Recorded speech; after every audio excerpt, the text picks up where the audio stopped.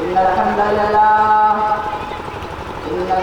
لله نحمده ونستعينه ونستغفره ونؤمن به ونتوكل عليه ونعوذ بالله من شرور أنفسنا ومن سيئات أعمالنا من يهده الله فلا مضل له ومن يضلله فلا هادي له وأشهد أن لا إله إلا الله وأشهد أن محمدا عبده ورسوله أما بعد فإن خير الحديث كتاب الله وخير الهدي هدي محمد صلى الله عليه وسلم وشر الأمور محدثاتها وكل محدثة بدعة وكل بدعة ضلالة وكل ضلالة في النار. أعوذ بالله السميع العليم من الشيطان الرجيم. بسم الله الرحمن الرحيم. وقال النبي صلى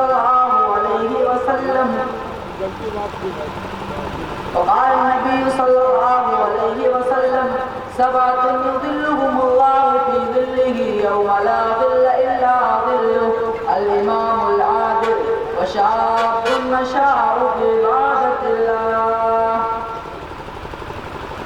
اس کانفرنس کی صدارت فرما رہے صدر محترم اسٹیج کے اوپر جلوہ افروز معزز علماء کرام اور عزیز ساتھیوں، ملت کی پردہ نصیب ماں اور ہر قسم کی تعریف اللہ رب العالمین کے لیے ہے. بعد درود و سلام نازل ہو اس کے تمام انبیاء کرام علیہ الصلوۃ والسلام پر، خصوصاً ہمارے اور آپ کے پیارے حبیب تاجدار مدینہ احمد مصطفیٰ محمد مصطفیٰ صلی اللہ علیہ وسلم. آج کے اس کانفرنس میں جس موضوع پر خطاب کرنے کا موقع ملا ہے وہ ہے مسلم نوجوان تباہی کے دہانے پر.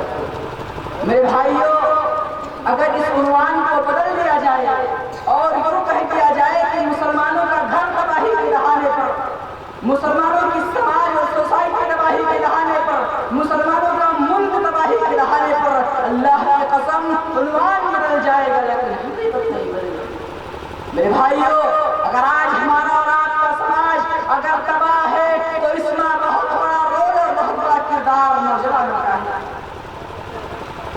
میرے بھائیوں، جب ہم ان معاشروں کا دورہ کرتے ہیں، ان معاشرے اور اس سوسائٹی پر نظر ڈالتے ہیں جو معاشرہ کامیابی کی دہلیز پر پہنچ چکی ہے، تو پتہ یہ چلتا ہے کہ اس کے نوجوان باحکمت ہے، اس کے نوجوان باعمل ہے، اس کے نوجوان محنتی ہے.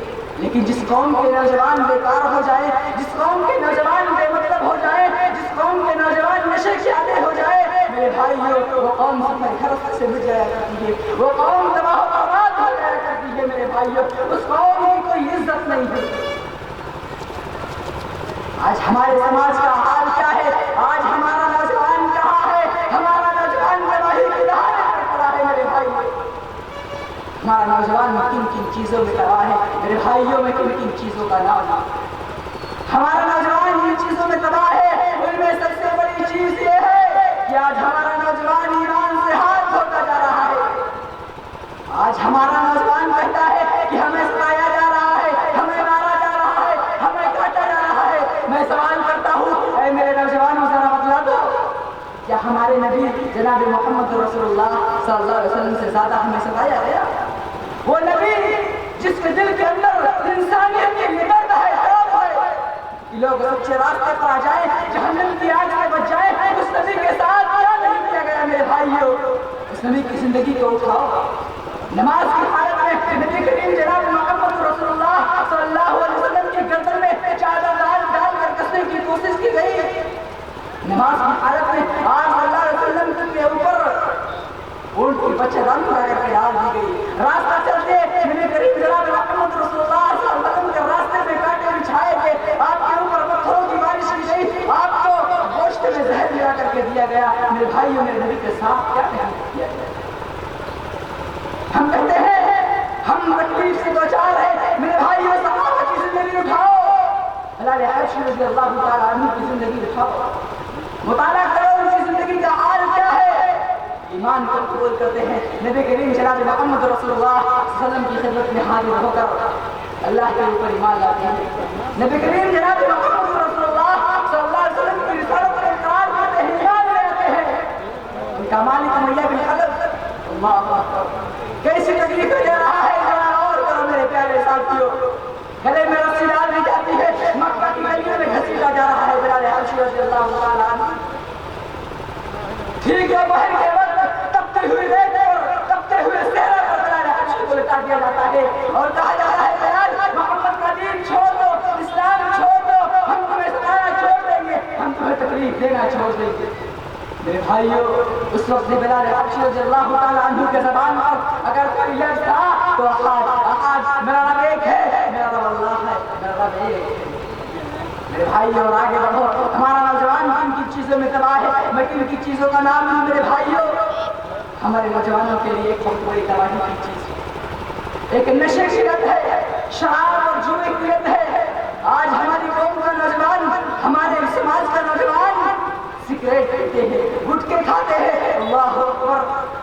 ذرا بتلا دو میرے پیارے ساتھیوں، آپ ایسی چیزوں کو استعمال کیوں کرتے ہیں جن چیزوں کے اوپر لکھا ہوا ہوتا ہے کہ یہ آپ کے لیے خطرہ ہے، آپ کی جان کے لیے خطرہ ہے، آپ کے جسم کو برباد کر ڈالے گا؟ میرے بھائیوں یہ کیا کر رہے ہو؟ اپنے جسم کو برباد کر رہے ہو، اپنے جسم کو کھوکھلا کر رہے ہو۔ یہ جسم اللہ رب العالمین کی امانت ہے اور اس زندگی کا کوئی بھروسہ نہیں ہے میرے بھائیوں۔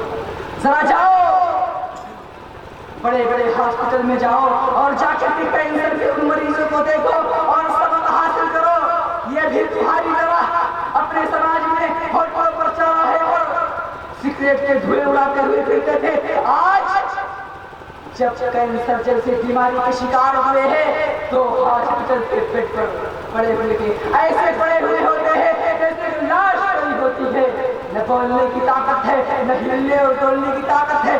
میرے بھائیوں ایسی چیزوں کا استعمال اور یہ شراب اللہ اکبر اتنی خبیث چیز ہے، یہ حدیث کے ساتھ ہے، اللہ کے پیارے نبی جناب محمد رسول اللہ صلی اللہ علیہ وسلم فرماتے ہیں کہ یہ شراب تمام کی تمام برائیوں کی جڑ ہے اور شراب پینے والا اپنی ماں کے ساتھ بھی زنا کر سکتا ہے، اپنی خالہ کے ساتھ بھی زنا کر سکتا ہے، اپنی بہن کے ساتھ بھی زنا کر سکتا ہے، اپنی پھوپھی کے ساتھ بھی زنا کر سکتا ہے۔ شراب پینے والا اپنے گھر کے کسی بھی عورت کے ساتھ زنا کر سکتا ہے۔ اور آگے بڑھو میرے پیارے ساتھیوں، ہماری ماں اور بہنوں کا حال کیا ہے، ہماری قوم کی بیٹیوں کا حال کیا ہے؟ بے پردہ ہو کر، بے حیا ہو کر ہمارے اور آپ کے سماج کے اندر گھومتی ہوئی نظر آتی ہے، ہمیں کوئی فرق نہیں پڑتا۔ میری ماں اور میری بہنوں، یہ پردہ جسے آج آپ کے دماغ میں بٹھا دیا گیا ہے کہ پردہ آپ کے لیے قید ہے، پردہ آپ کے لیے ذلت ہے، پردہ آپ کے لیے رسوائی ہے۔ نہیں میری ماں اور میری بہنوں، یہ پردہ آپ کی پہچان ہے۔ ذرا قرآن اٹھاؤ، اللہ رب العالمین بیان فرماتے ہیں، یا ایھا النبی قل لازواجک وبناتک ونساء المؤمنین یدنین علیہن من جلابیبہن۔ اے نبی آپ اپنی بیویوں سے، اپنی بیٹیوں سے اور تمام کی تمام امت مسلمہ کی عورتوں سے کہہ دیں کہ وہ لمبی چادر کے ذریعے، وہ نقاب اور حجاب کے ذریعے اپنے جسم کو ڈھک لیا کریں، اپنے جسم کا پردہ کر لیا کریں۔ میری ماں اور میری بہنوں، کیا پردہ کرنے کے بعد تمہاری پہچان چھپ جائے گی؟ رب العالمین فرماتے نہیں، ذالک ادنیٰ یعرفن فلا یؤذین۔ یہ پردہ تمہاری آئیڈینٹی بن جایا کرے گی، یہ پردہ تمہاری پہچان بن جایا کرے گی، پھر تمہیں ستانے کا کوئی جرات نہیں کر سکے گا۔ سماج کی جو بے حیا قسم کے لڑکے ہوتے ہوں گے، جب وہ دیکھیں گے کہ ایک نقاب والی عورت نکلی ہے تو وہ نقاب کو دیکھ کے سمجھ جائیں گے، وہ سمجھ جائیں گے کہ یہ عزتدار گھر کی عورت ہے، یہ ایک عزتدار باپ کی بیٹی ہے، یہ ایک باحیا ماں کی بیٹی ہے، پھر وہ آپ کو ستانے کی جرات نہیں کر سکے گا۔ اور آگے رہو، ہمارے اور آپ کے سماج کو تباہ کرنے والے، ہماری نوجوانوں کو تباہ کرنے والے مرد ہو یا خواتین حضرات ہو، وہ بے حیائی ہے۔ اللہ کی قسم، آج ایک مسلمان کے گھر کے شرم و حیا کا جنازہ نکل رہا ہے۔ آج ہم اپنی سماج پر نظر ڈالیں، اس وقت جو ہمارے گھروں کے اندر شادیاں ہوتی ہیں، اللہ اکبر، کیسے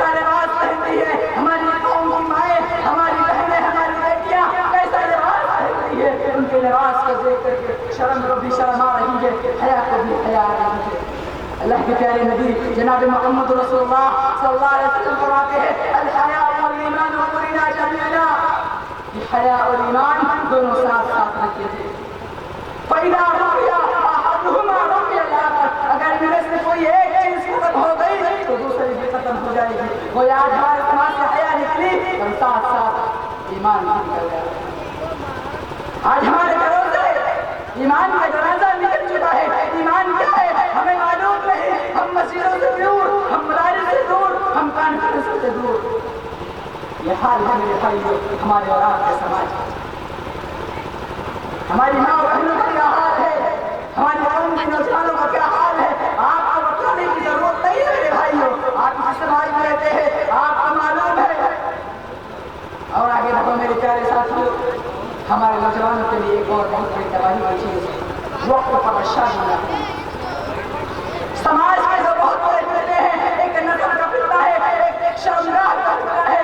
یہ فتنہ کیسے ختم ہوگا؟ پیارے نبی جناب محمد رسول اللہ صلی اللہ علیہ وسلم کا علاج بتایا ہے. ذرا غور کرنا. اللہ کے پیارے نبی جناب محمد رسول صلی اللہ علیہ وسلم بیان فرماتے ہیں یا معاشر الشباب من استطاع منکم الباءة فلیتزوج فإنه اغض للبصر واحسن للفرج.